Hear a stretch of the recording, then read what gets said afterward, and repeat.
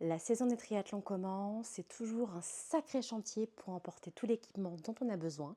Je te propose aujourd'hui de faire un petit tour dans mon sac de triathlon.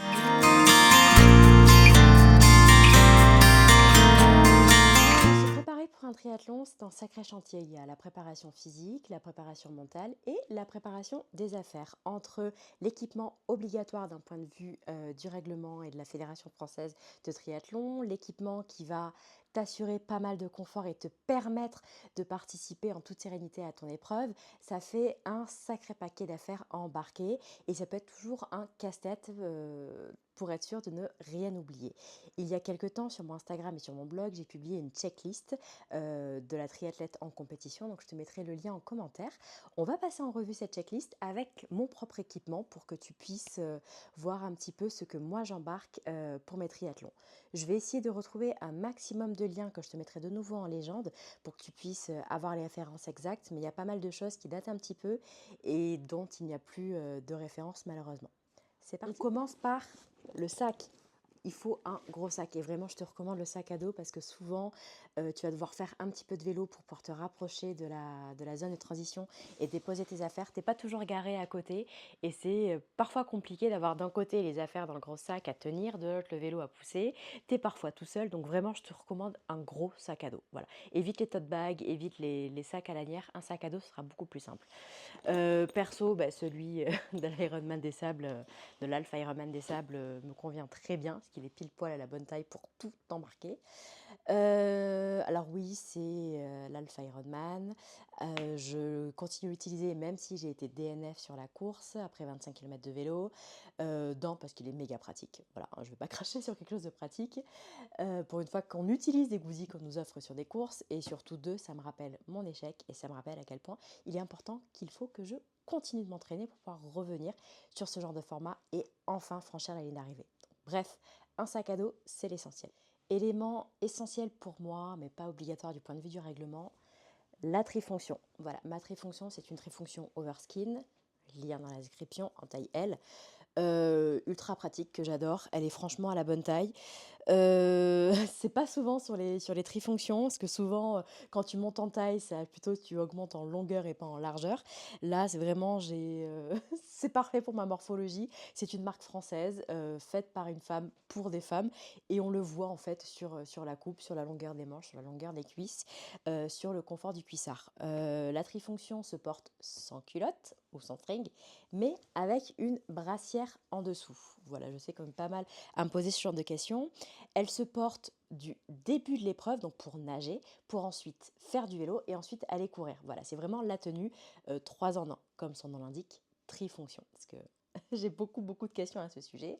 Il faut savoir que sur les zones de transition, la nudité est interdite et qu'en même temps, il n'y a pas de cabine de rechange. Voilà, pour changer, tu commences pas en maillot, t'enlèves pas ton maillot pour mettre une tenue de vélo, puis après t'enlèves pas ta tenue de vélo pour aller courir. C'est non, on a une tenue qui fait les 3 épreuves et c'est beaucoup plus simple. Au début, on n'a pas forcément envie d'investir directement dans une trifonction parce que ça peut chiffrer assez rapidement. Je te recommande vraiment de partir sur une tenue vélo course à pied plaquante avec un cuissard, avec un t-shirt. J'ai un doute sur le fait qu'on puisse être en brassière sur la zone de transition, par exemple de commencer la natation avec juste un short et une brassière et sa néoprène par-dessus éventuellement. Et puis ensuite enfiler un t-shirt quand on est sur la zone de transition. C'est un point à vérifier auprès des arbitres.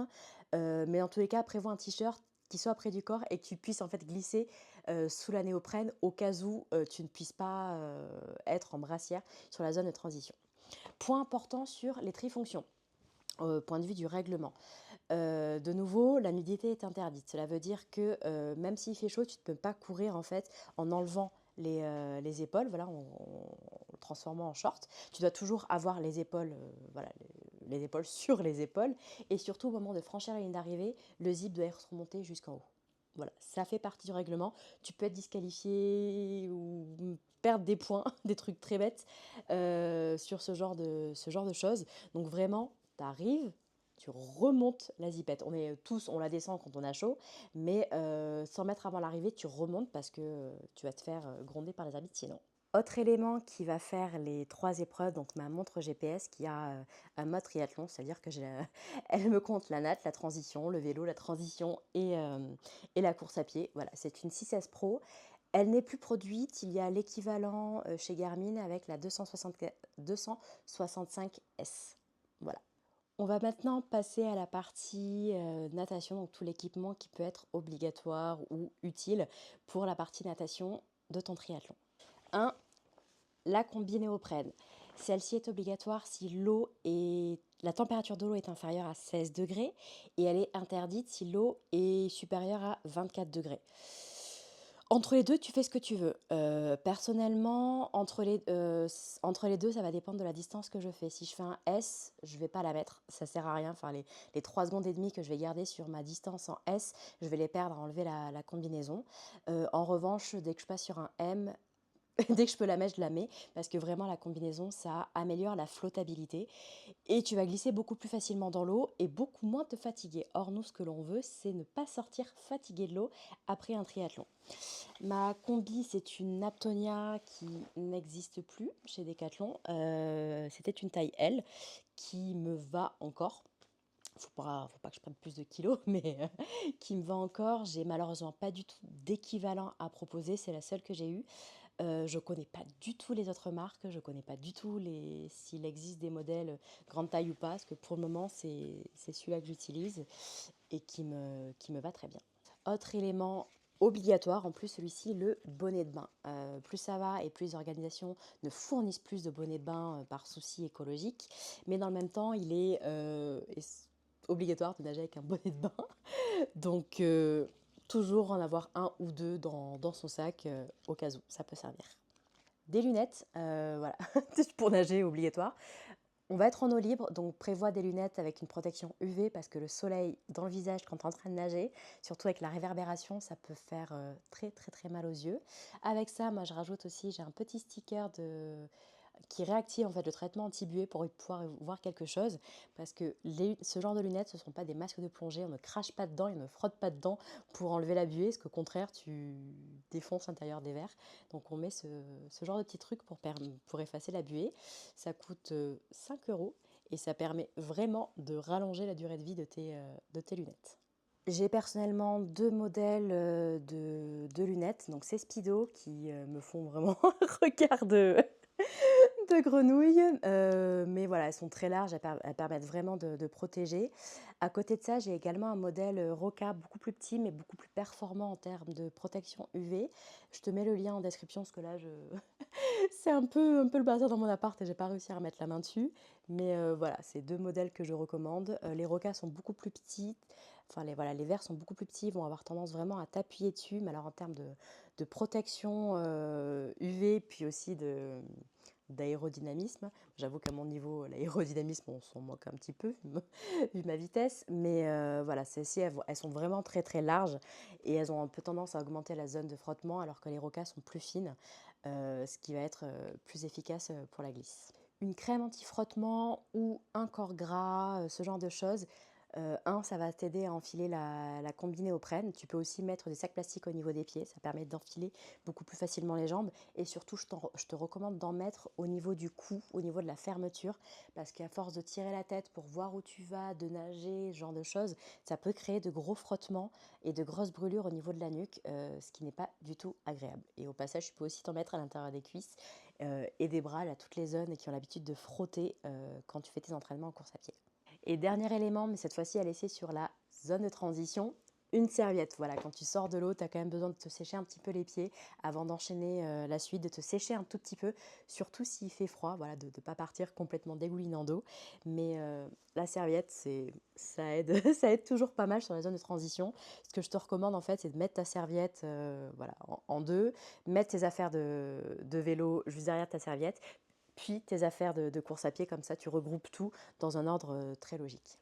On va maintenant passer à la partie vélo. Donc, tu as le vélo derrière, il va être vérifié par les arbitres avant d'entrer dans la zone de transition, qui vont vérifier, un, que tes freins fonctionnent bien, et deux, que tu as bien les petits embouts qui bouchent les cocottes pour éviter de blesser quelqu'un ou de te blesser en cas de chute.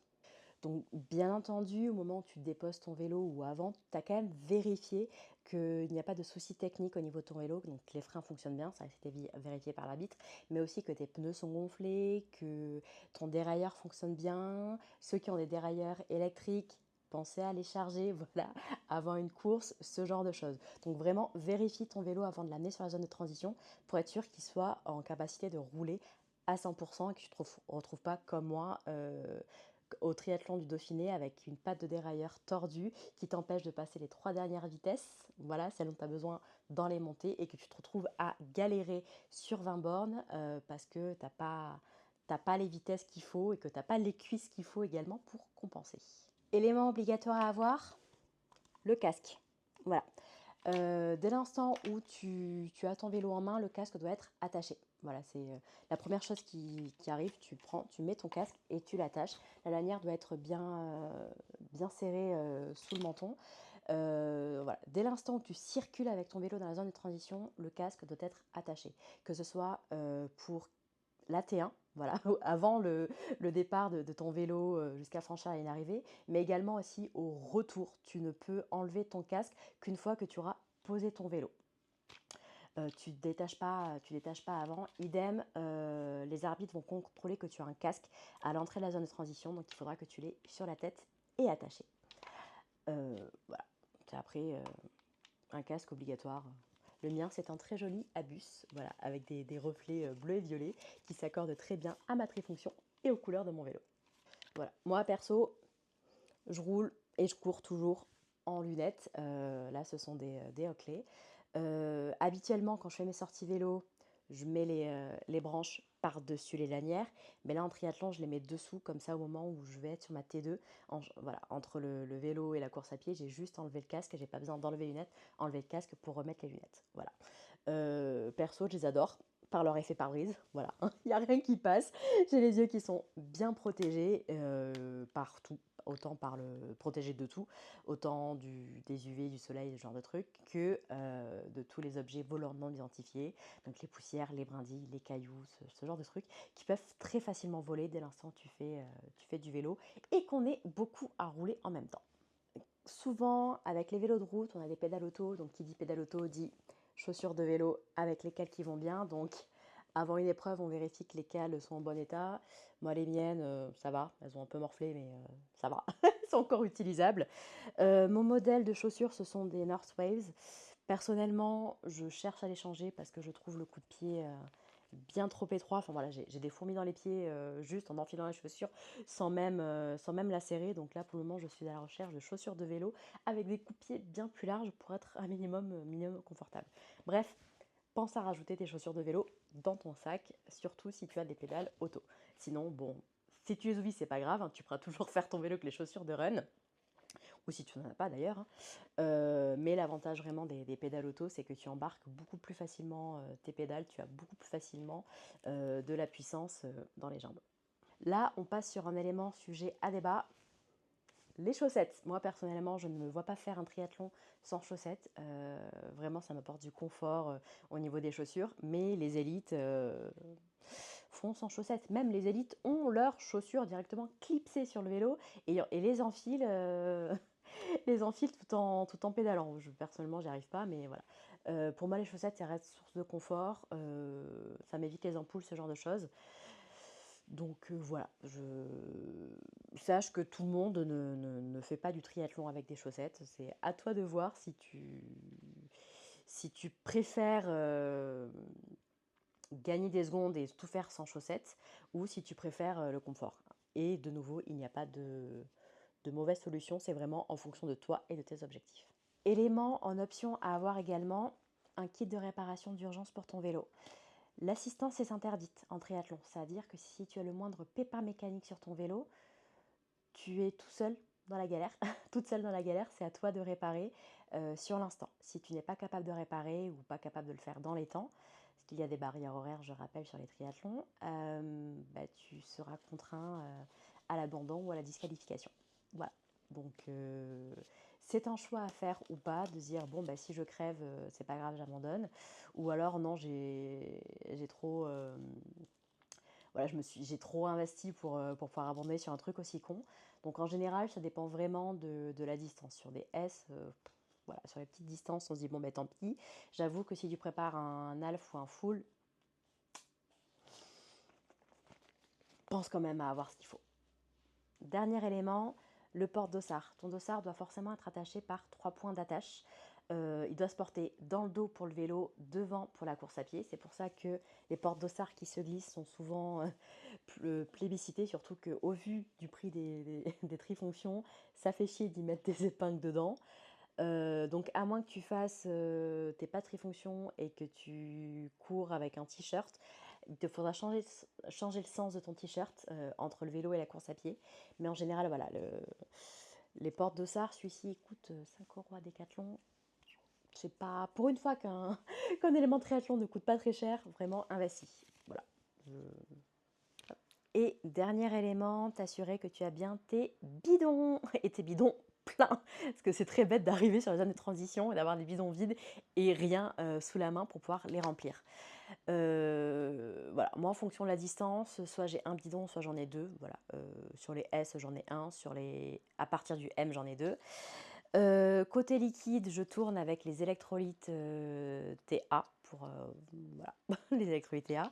Et en ravito, j'ai beaucoup de pommes tendros, de pâtes de fruits Décathlon, mais j'ai également aussi des amandes, des noix de cajou, ce genre de choses. Parce que bon, j'ai un petit problème de résistance à l'insuline et j'ai besoin de gras en même temps. Avant, je tournais avec les compotes Olifat, mais l'entreprise a mis la clé sous la porte et j'ai pas encore réussi à trouver des équivalents à ça. Donc pour le moment, je mange sur mon vélo des amandes et des noix de cajou. Sur la course à pied, je reste plutôt sur ce genre de truc. C'est plus simple à digérer, je trouve. Mais voilà, pense bien à prendre tes ravitaux et à en avoir du coup également sur la course à pied. Et on passe maintenant à la dernière discipline, la course à pied. Donc tu as fini ton vélo, tu as déjà ta trifonction, tu as déjà tes chaussettes, tu as déjà tes lunettes, tu as déjà ta montre. Il te faut juste maintenant tourner ton porte-dossard pour le mettre sur le ventre et enfiler le reste de tes équipements pour la course à pied. Donc les baskets, surtout si tu avais des pédales automatiques avec les chaussures vélo. Maintenant, il est temps de passer sur des baskets. Moi, il va falloir que je vérifie la réglementation parce que j'ai vu passer des petites infos comme quoi des chaussures ASICS étaient interdits par la Fédération française de triathlon. Donc, il faut que je vérifie si mes Kayano et mes Nova Blast ne rentrent pas dans le champ des interdits, sinon il va falloir que je cours avec d'autres chaussures sur mes triathlons. Bref, on adore. Quoi qu'il en soit, tes chaussures de run, celles dans lesquelles tu es le plus confortable en fonction de l'objectif que tu vises sur ta partie course. Moi, personnellement, c'est d'arriver à courir et de ne pas décéder. Je cherche un max de confort parce qu'en général, j'ai les jambes qui sont particulièrement douloureuses, j'ai pas de jus, enfin, c'est horrible. Bon, la course à pied en triathlon, c'est horrible. J'embarque aussi avec moi des casquettes parce que souvent les triathlons, la partie course se fait en pleine chaleur. Les insolations peuvent arriver très vite. Donc voilà, j'ai des casquettes. Ça permet également de les mouiller, de se mouiller la tête, garder la tête au frais. Ça peut faire beaucoup, beaucoup de bien pour tous les triathlons d'été où la course à pied se fait en pleine chaleur. J'ai également avec moi mon système de ravitaillement. Donc en fonction de la distance, soit j'ai juste la flasque à la main, soit j'ai une ceinture porte-bidon, soit j'ai les deux. Voilà, c'est vraiment en fonction des distances, mais également de la chaleur. Étant donné que moi je suis une slow runneuse, mon temps entre chaque zone de ravitaillement sur les courses est parfois trop long par rapport à la chaleur pour pouvoir bien gérer mon hydratation. Donc je préfère partir moi avec mon eau. C'est juste un élément essentiel parce que je le répète, les triathlons d'été, la partie course se fait souvent en pleine chaleur. On ne n'hésigne pas sur l'hydratation parce que les insolations arrivent très très très vite.